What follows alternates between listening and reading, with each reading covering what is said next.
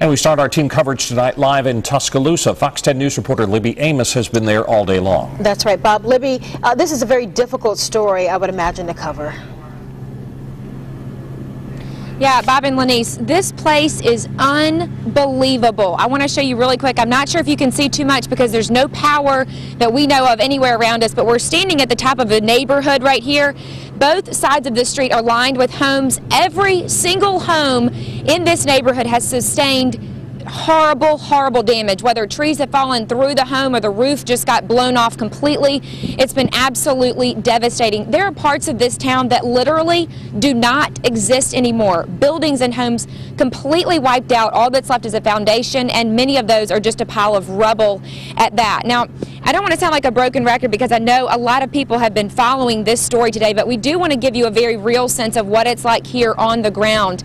Earlier today, my photographer and I, Eric Lowe, walked about 3 miles from where we are. We're standing here at the corner of Hackberry and Hargrove. We went down to 15th Street just this way, where there are parts of that area that are literally flattened. There's nothing standing in the way. We want to show you some of those pictures.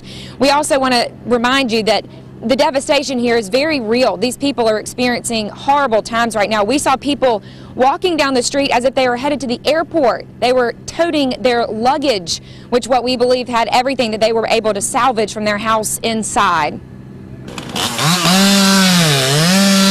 The devastation from the road is overwhelming, but it only gets worse on the inside.